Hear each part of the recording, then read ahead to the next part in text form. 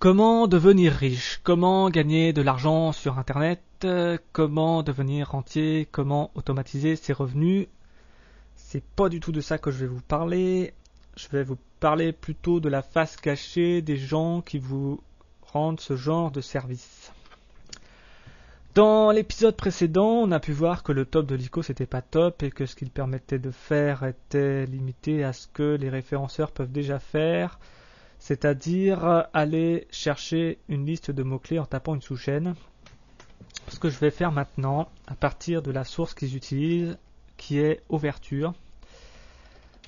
Overture, en fait, est une régie publicitaire qui gère Yahoo, MSN, AltaVista, Lycos, voilà, enfin presque tout ce qui n'est pas Google. Donc par exemple, je suis une société d'informatique, je tape le mot-clé informatique et il va me lister les 100 mots-clés informatiques les plus recherchés, c'est-à-dire sécurité, matériel, dépannage, etc., etc. Donc à l'époque, c'était accessible par une interface web. Maintenant, ça l'est plus. Il faut payer Yahoo Search Marketing 50 €. Alors, je ne sais pas si c'est par mois, par an ou si c'est pris en otage. Bon, moi, j'ai pas envie de Pessraf personnellement. En tout cas, ce qu'il faut savoir, c'est que c'est la source que les référenceurs vous présentent, enfin utilisent pour vous suggérer des mots-clés. C'est la source qui a été utilisée par tous les gars qui vendent des tools pour trouver des pseudo-keywords. Donc c'est une source très importante. Malheureusement, pas possible d'en faire un top global comme ça. Alors, ce que j'ai fait du coup, j'ai fait un script de ce goût-là qui en fait va attaquer l'interface web en extrayant des données en suggérant un mot-clé,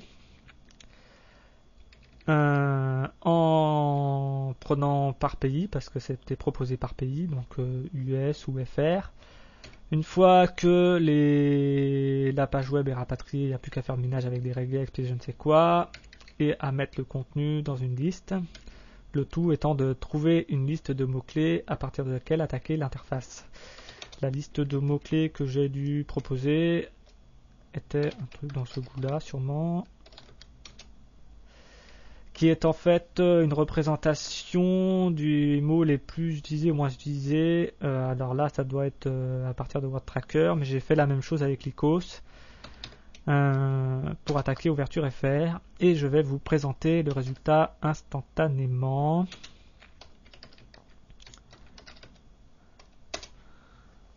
Résultat que voici. Donc qu'est-ce qu'on peut voir? Alors que c'est un top alors la volumétrie je l'ai mesurée, il y en a pour 500 millions de recherches estimées, pour 4 millions et demi de recherches distinctes. Alors je vous le rappelle, je n'ai pas l'intégralité du top. J'ai tout ce que j'ai pu ramasser pour le mois de juin 2007, en faisant tourner une dizaine de démons qui attaquaient le truc en permanence. Premier truc qu'on peut voir, alors c'est pas là que je vais vous le montrer, c'est pour deux requêtes qui sont censées être distinctes. Aux yeux d'Overture, c'est la même requête. C'est-à-dire qu'il n'y a pas d'accent aigu et les mots de liaison sont ignorés entre guillemets, c'est-à-dire que caisse épargne et caisse d'épargne, c'est la même requête pour lui. Deuxième chose qu'on peut voir, c'est qu'il y a des choses bizarres en haut du top.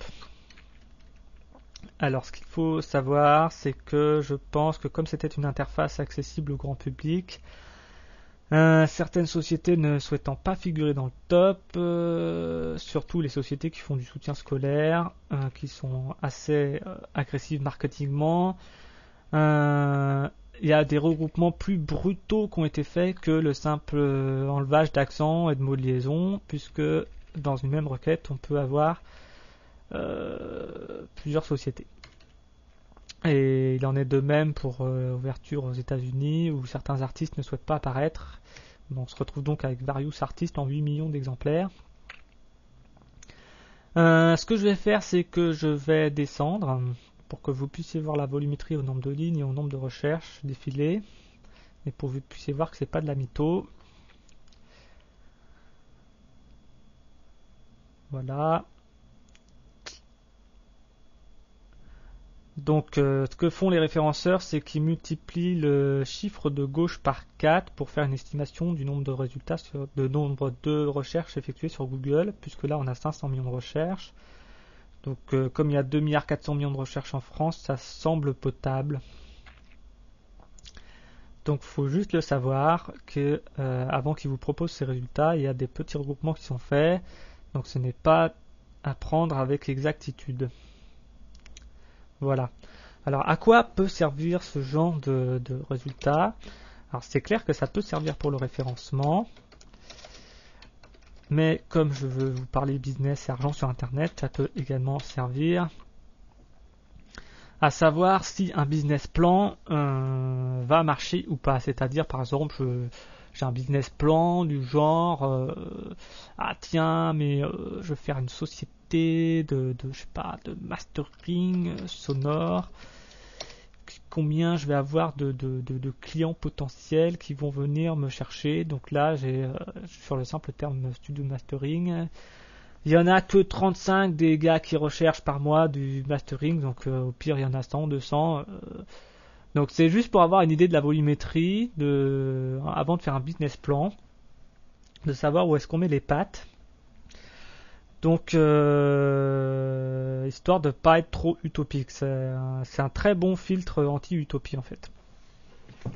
Voilà, donc ne faites pas n'importe quoi pour gagner de l'argent sur Internet, faites des études de marché, utilisez ce genre de liste, au moins vous saurez où vous mettez les pieds. Donc dans le prochain épisode que je vais vous présenter, c'est comment j'ai fait pour réduire les problèmes de ce liste, c'est-à-dire les problèmes de regroupement, puisque je voulais une liste plus exacte. Voilà.